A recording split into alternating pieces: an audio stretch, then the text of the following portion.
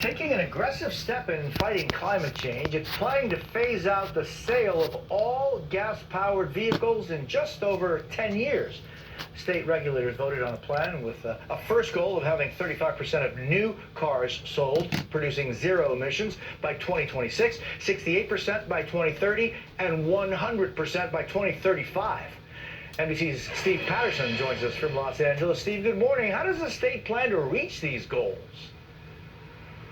I think in a few ways, Jose. First is a culture shift. You have to garner interest. You have to get people on board. You have to reduce the cost of electric vehicles, which in some cases are a whole lot more expensive, than your regular gas-guzzling car. That's one. Two, I would say, would be infrastructure improvements.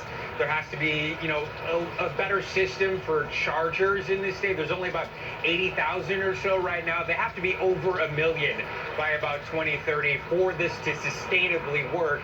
Three, I would say, would be enforcement. For every automaker that's not on board with this, they could be charged about $20,000 per vehicle that is not up to snuff. They want to wean us away from gas-powered cars, wean us away from dependence on oil. A tall task when you're talking about going from 16% of the market, which is zero emissions right now, to 100% in just 13 years. A lot of work has to be done to meet that.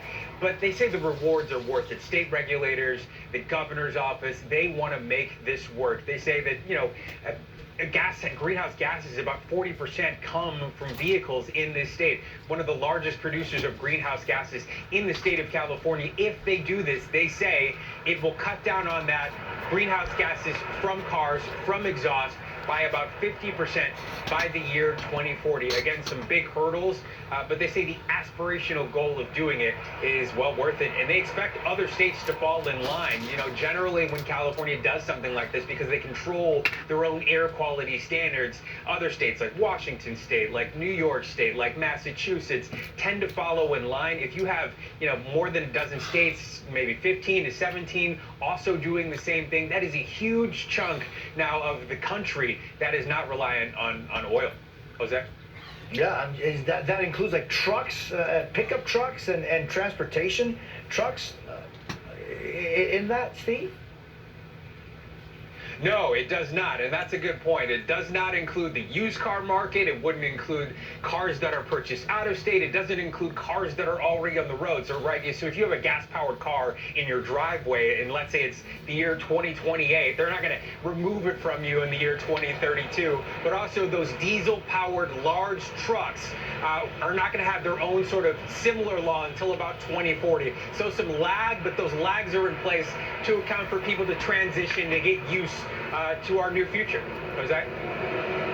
Steve Patterson in Los Angeles, thank you so much. Good seeing you.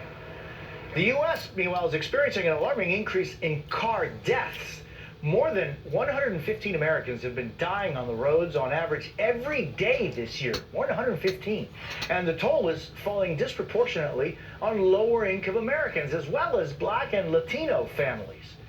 Joining us now, Calvin Gladney, President and CEO of Smart Growth America. Calvin, thank you for being with us this morning. Millions of us drive. Why is there such a disproportionate amount of deaths when it comes to our communities? That's a good question, and thanks for having me, Jose. Well, my organization, Smart Growth America, we just actually released a report last month, a national analysis of pedestrian fatalities called Dangerous by Design.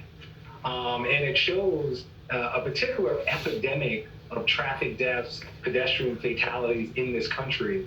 And it's unique to the United States. 6,500 people died in 2020 walking and being struck and killed. Those numbers are a 2/3 increase over the last decade. And as a matter of fact, 2021 data is showing things are getting worse. But getting to your point, unfortunately, we see disproportionate deaths in Black, Latinx, Latino, and low-income communities. As a matter of fact, Blacks were 2 times as likely as non-white Hispanics to die while walking in their neighborhoods. So it's an epidemic. It's having disproportionate effects on Black and brown communities, but it is a solvable one, and we can talk about those solutions. Yeah, I mean, look, when we look at that graphic, I mean, when you look at just the disproportionate number of African Americans that die, I mean, 8.21 per 100,000 compared to whites at 6.33. I mean, how can this be helped? How can we help fight this? Yeah, it's tough, and some of it goes back to history. And I know, as a person from Fort Lauderdale, as I understand, maybe living in Miami now, part of this has to do with the history of where we put highways in our country. The interstate highway system essentially was built out through black and brown neighborhoods around the country in the 50s and 60s, and these kind of race-based, if not racist, decisions often put high-speed, wide roads through black and brown communities.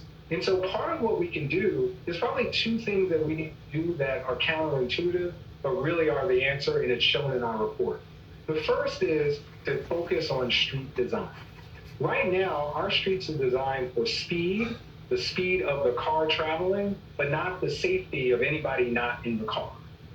Whether you're a pedestrian, whether you're a biker, or you're just mama bear rolling a stroller. And in black and brown communities, what you see, which also has racist history to it, is a lack of pedestrian infrastructure. So you don't see sidewalks, crosswalks. I hate to date myself, but it's almost like that old Atari game Frogger, where you see folks running across fast streets. So there's a challenge, and particularly in black and brown communities, in urban areas and in rural areas, because of the street design and the culture of not really caring that there's been this disproportionate effect in doing it. Hey, Kelvin, I thank you so much for being with us and shining a light on something that affects so many of us. I appreciate you very much being with us this morning. We continue to keep our eye out for the release of the redacted affidavit used to justify the search of Mar-a-Lago. We're going to break in as soon as we get it. You're watching Jose Diaz-Pilar Reports.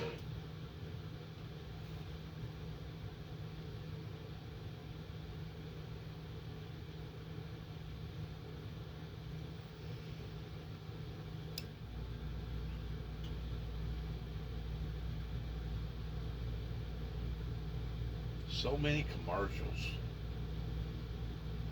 One rocket into space for an uncrewed test flight. It will be the first small step toward a giant leap in returning astronauts to the moon. NBC's Tom Costello has the very latest from Virginia. Tom. Yeah, a lot of buzz about this mission. We are at the Air and Space Museum here in Virginia because this is really turning the page for NASA, right? 11 years after they retired the space shuttle fleet, NASA is now going back to the moon and eventually to Mars. And to get there, they're going on a rocket named after the twin god of Apollo, Artemis. Standing 322 feet tall, NASA's Artemis rocket is the biggest to stand on the pad in 50 years. And Artemis is different. Flanked with two boosters, it'll be 15% more powerful than the monster Saturn V rockets that carried Apollo astronauts to the moon. And this morning, all systems are go for a Monday morning launch and an uncrewed 42-day test flight to orbit the moon.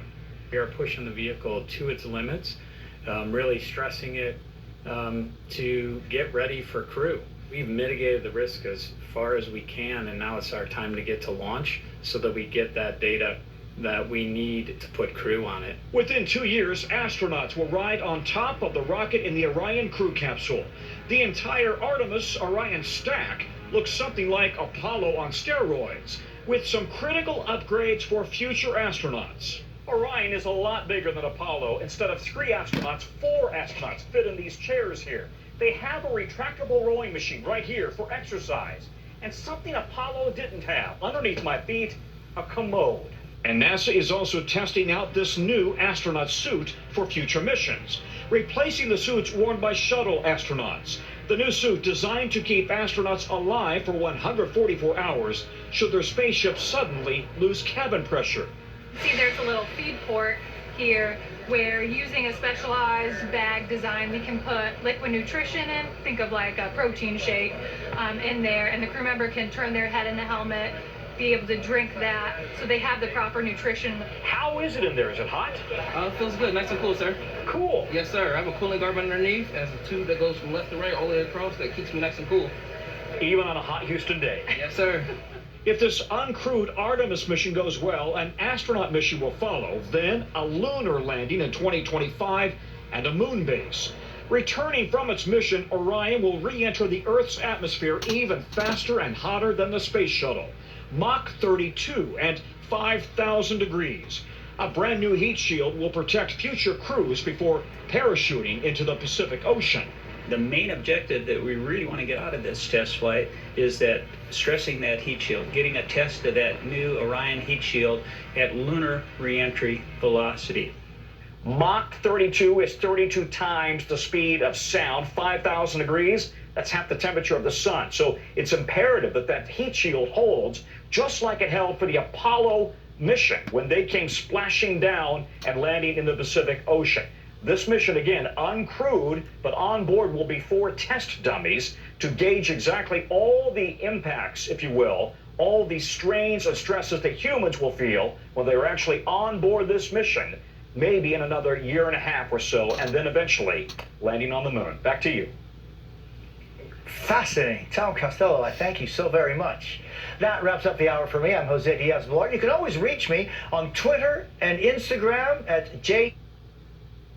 I think one time they sent a chimpanzee up on a moon mission to make sure that the chimpanzee could live.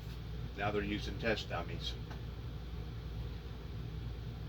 But to get back to the length of that thing, you're talking about 32 stories high. A 30-plus story building high is the size of these new rockets. It's going to go up. That's going to basically eventually set up a moon station on the moon. And somebody said, I don't know how true it is, that eventually they plan on mining various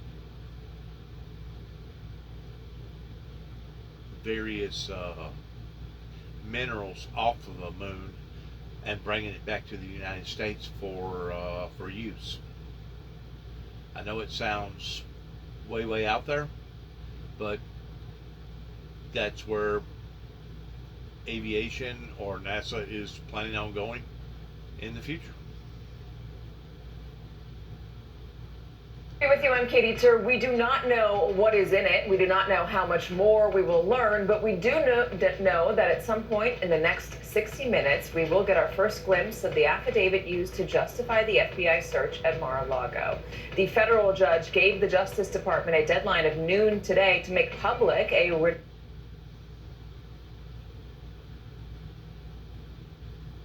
Jay's case against the former president, or at least why they had that search warrant. We've got a team of experts standing by to answer that question and to help us dissect it once we have it. Meanwhile, this morning, President Biden is on the offense, turning up the heat on what he's calling MAGA Republicans. A big change in tone from President Biden, slamming their philosophy during a fundraiser in D.C., saying it's like semi-fascism. Then he took that energy on the road last night to a campaign rally, it seemed, in Maryland. They're a threat to our very democracy. They refuse to accept the will of the people. They embrace political violence. They don't believe in democracy. We're going to talk about those comments and the new tone from the White House Twitter account as well ahead. But let us start with the expected release of the affidavit coming again any moment this hour. Joining me now is NBC News Justice and Intelligence correspondent Ken Delanian in Washington, NBC's Shaq Brewster, who is near Mar-a-Lago.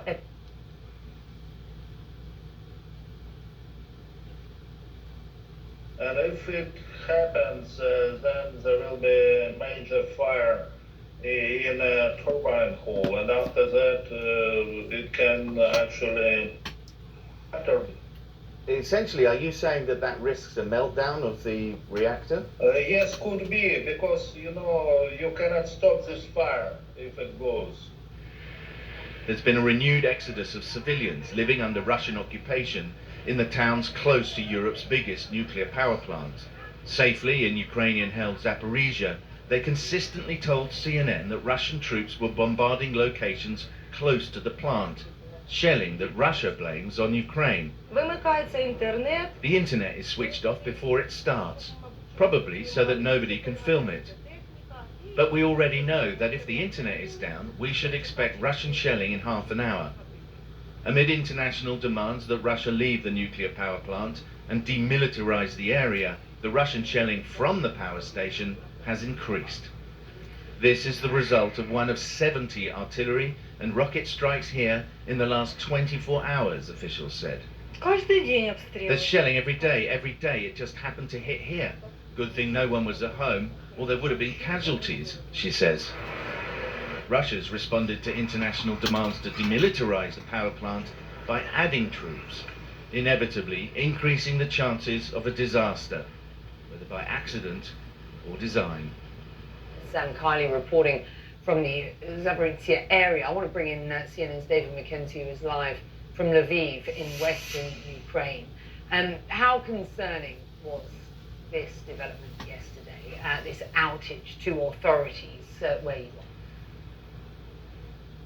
I think it was extremely concerning. You could just see the alarm in the statements and appearances by the head of the nuclear power utility here in Ukraine, because they said it was only through the swift work of those workers there, those technicians that have been effectively hostage by Russian troops since March, that avoided potentially a calamity. Now, I do want to put this in perspective, though.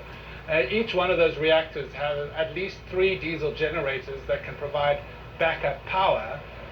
But there is this scenario that if things go wrong, and if a cascade of things go wrong, Becky, you could have a meltdown which would be potentially catastrophic. You can't get away from that. This is a nuclear power plant right smack in the middle of a war zone. Becky? Yeah, that's the point, isn't it? I mean, there is a technical risk here, there is a military risk, because this is not a demilitarized zone, despite the international community pushing Russia and Ukraine to make it as such. There's much talk that Russia is at present weaponizing energy, in this case, electricity. David, from experts that you've been speaking to, what are they telling us about how difficult it would be, or not, for Russia to divert the power grid away from Ukraine? Well, look, I'm not a nuclear physicist or electrician, but based on the conversations I've had with the head of Atom, the nuclear power company here, he did say that it's a very dangerous exercise. It's not really like turning off your lights and then going to the board and flipping off the power and then turning back on again. This is a very complex issue that needs very trained people. A lot of the staff in that site have been working under terrible conditions. They did confirm that there were at least several Russian experts from the Russian power utility working there, Becky. So the idea would be, I guess, you'd have to turn off the power and then reroute it through to the Russian grid, or at least areas of Ukraine that is controlled by Russia. But the other thing you'd need to do is ensure that power is coming back in, because that, as we've been discussing, is very important for safety. So it's a very complex procedure, and as the UN Secretary General put it, it's completely unacceptable. He said that this is Ukraine's power and it should be for Ukrainians. David McKenzie's in Lviv, in Ukraine. Thank you. Let's get you to Moscow, because meantime, Russia is reportedly burning $10 million worth of natural gas a day at a plant being built near the Finnish border. Energy research company Rystad Energy has monitored large flares at this specific facility. Rystad says this could be from a lack of coordination between operating segments or testing ahead of the startup later this year. It could also be an indication that gas is ready and waiting to flow into Europe. So let's bring in our senior international correspondent, Fred Plykin from Moscow, who's been monitoring this story. What have you learned?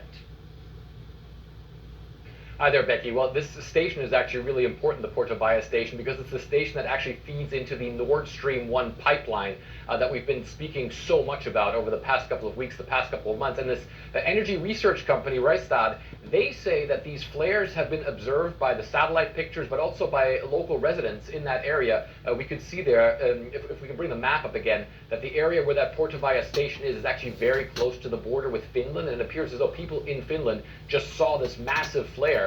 up there at that station. Of course, the Germans have been saying, and the Russians have been saying, that there's very little gas going through the Nord Stream 1 pipeline, which, so you can see, goes into the Baltic Sea right off the coast there.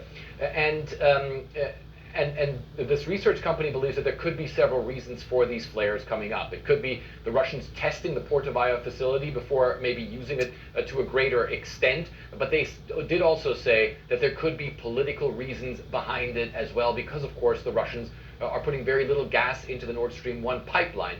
We've spoken about the big standoff between Germany and Russia about a turbine that's currently in Germany, which the Russians say they need in that Portovaya facility in order to get more gas to go through that pipeline. The Germans believe it's a political reason, and that is indeed not the case. What we've done so far is we've asked Gazprom, the big Russian gas company, for a comment on all of this. So far, we've gotten no reply from them yet, but certainly quite intriguing to see those flares, or have the research companies say that those flares have been coming up at that Portovaya station. No acknowledgement by Russia that of the allegations by so many in the West that at present they are weaponizing energy. No, absolutely. That's exactly what they're doing. They're weaponizing energy, regardless whether it come in the form of electricity or natural gas. And now they're playing games with that nuclear plant over there. And I guess they're not going to be satisfied until another catastrophe happens over there, like happened in the early 1990s. And my thoughts are that once an area becomes contaminated with nuclear radiation, then it opens up a brand new venue of possibly using nuclear bombs, because their concept will be at that point in time, well, what difference does it make if we use a nuclear missile or not? They're already contaminated with nuclear activity to begin with. It is a very, very sickening thought in regards towards what the Russians are doing. And it's one thing to, attack military installations, and it's another thing to try to genocide a group of people completely out of their country. That in and of itself breaks all the Geneva agreements and rules that has ever been established. And it's another thing to cause damage and hurt to all these other different countries that didn't have nothing to do with either the Ukraine disagreement or the war in general. So yes, the Russians is weaponizing energy, and before it's over with, this is not going to be a good ending for the Russians. It's not going to be a good ending for those people over there in that area. And it literally just, I don't know if the right word would be concerned or frightened, but it literally makes me stand on the edge to think that the atomic energy nuclear concept has reached this point of even thinking about this type of a disaster or a catastrophe that is looming over those people's heads over there. And like I said, whenever one thing happens, it opens up a brand new venue for something else to happen. And when that happens, it opens up another brand new venue for something else to happen. It's like dominoes. You have to stop the domino effect, because if you don't, it's very obvious that you have a madman over there pertaining to poisonous Putin that has a whole lot more bigger motives or bigger ideals other than wanting to genocide. And that's exactly what he's doing, trying to genocide the Ukrainians. I don't know what his whole intentions are, but I guarantee you, if you could sit down and get into the minds of those oligarchs over there in Russia, especially in Putin's circle, you would find out that they probably have plans of regaining all of their lost territory that at one time they feel like that they had been squandered or beat out of. Their very aggressive. If you look back at the history where the Europeans originally come from, they come from over in that area. They migrated over into other places like, France and Germany and England and all them other places over there. But that's where the European movement basically began, was from Russia, that we see what type of cold-blooded, cruel, insensitive human beings that they are, pertaining to what went on over here in America towards genociding the Native American, the Indians. We see what type of people how far that they're willing to go and what they're willing to do just to be able to dominate a society. And of course, if the world sets back and allows for this to occur, it's just going to grow and intensify and become even that much more harder to stop whenever all this does start reacting the way that it's reacting. Yes, he is weaponizing energy over there, especially knowing the harsh winters that they still have up in those areas, towards retaliating by not allowing for them to have certain rights pertaining to gas rights or natural gas rights or energy rights, just like them going to take the power plant away from the Ukrainians that rightfully belongs to the Ukrainians, that should be producing electricity for the Ukrainians, not for the Russians. They're not going to be satisfied until a horrible, horrible situation turns into a horribler situation over there, that I have tried and tried and tried to beg and scream and yell on the TV, please don't let this happen, please don't let this happen. And the very things that I keep telling people and warning people about of it might happening, looks like more so than it is going to happen.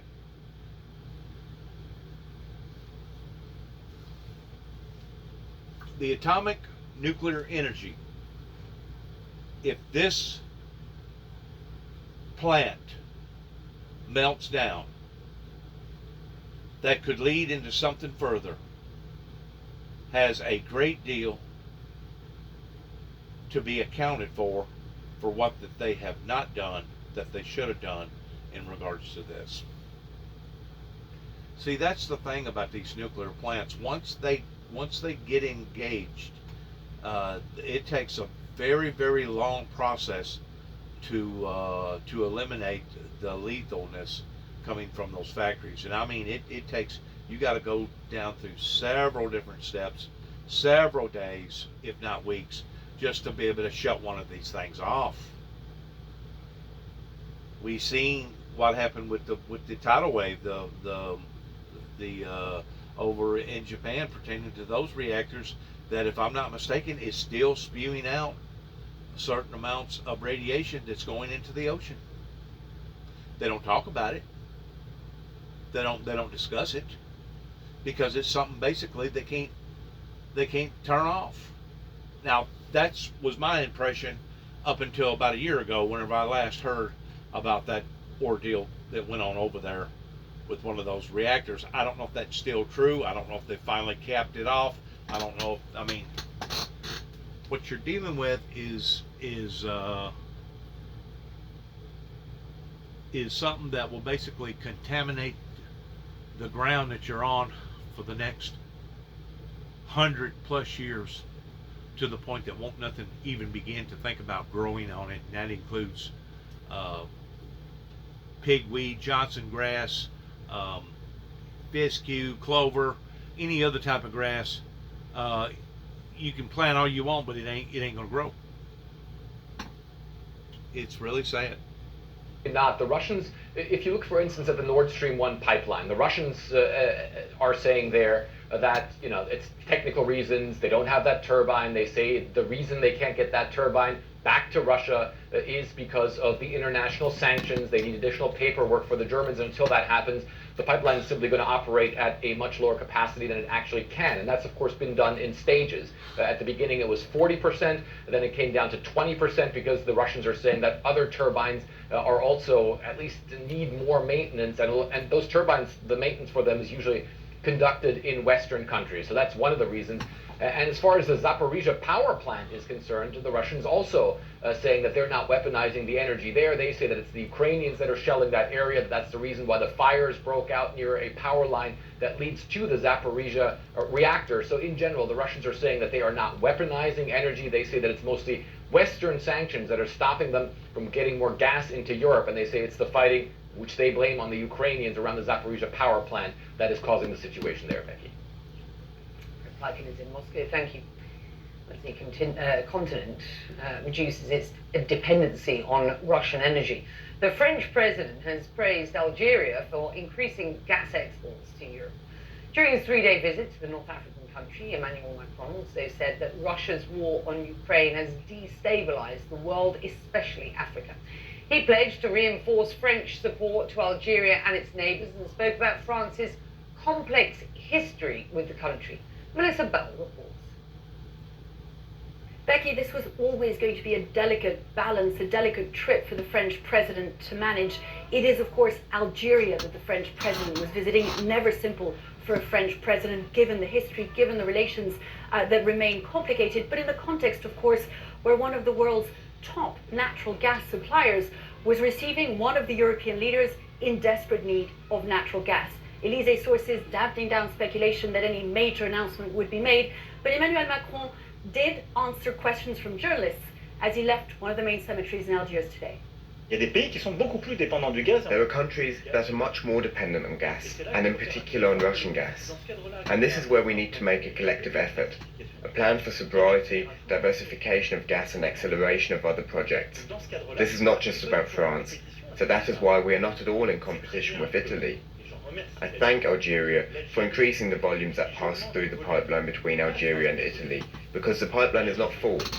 There is a margin of increase, and we can increase it by a little more than 50% of the capacity used today.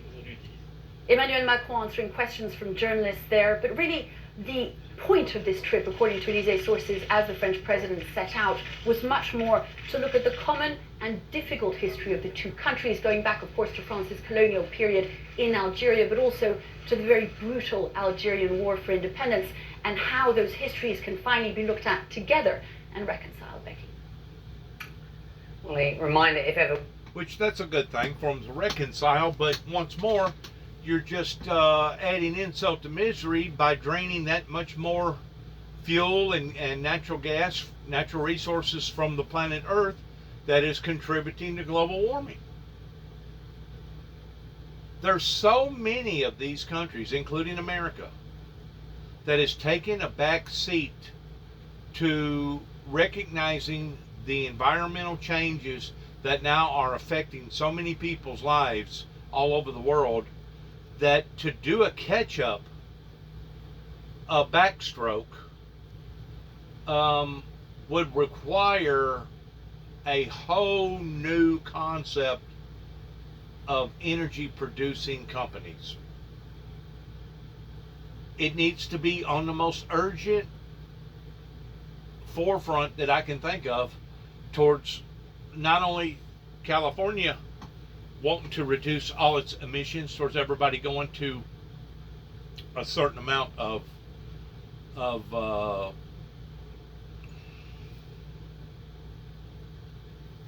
alternate energy sources, but it should be that way across the board, not only in America but all over the planet. We cannot specify in the urgency of these things that need to be done immediately. We realize that you gotta, take one thing at a time, pertaining to the urgency of the people that's going to be dire this winter, of them freezing to death, towards having some means of heat because of what's going on with Russia. But at the same time, somebody is going to have to put this global warming, environmental changing atmosphere on the front row to the degree that people engage in this the same way as California, as far as I'm concerned, because it can't be done quick enough. We're like 30 years behind where we ought to be, and to do a catch-up overnight, I guess, is almost impossible coming from the mortals, the Homo sapien mortals here on the planet Earth. I just hope and pray to God that it's not too late, that we can reverse it in the period of time that even California basically put a timeline on, that hopefully we can see a substantial difference in so many different extreme weather phenomenon events that will eliminate the seriousness of this to some degree.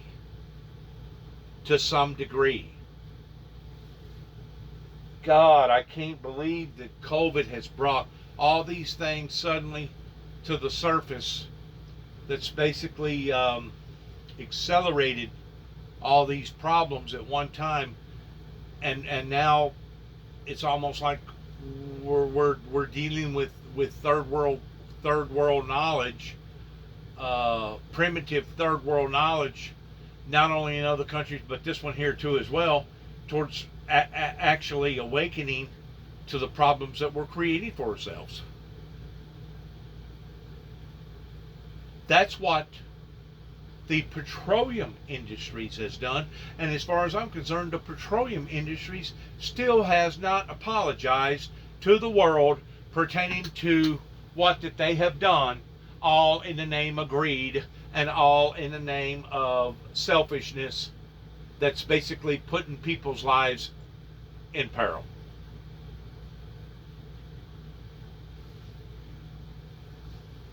I just pray that God be merciful unto us. And I go back to Jesus' final words, Father, forgive them, for they know not what they do. Father, forgive them, for they know not what they do. Do unto others as you would have them to do unto you. Those words continue to resonate in my mind and in my heart, and I just hope that the Lord will be merciful in intercepting or intercession in the events that maybe the damage won't be so severe that what we're doing up underneath our feet pertaining to Mother Earth. Good luck to all of us as we end this program. The situation in Ukraine needs to be prayed for extensively. The situation on the planet Earth needs to be prayed for extensively. People's lives are at stake towards doing a catch-up from that in which where we should be versus where we are not. Thanks again for listening. Good luck to all of us. God bless America. God bless America's troops. God bless America's endeavors, and shalom.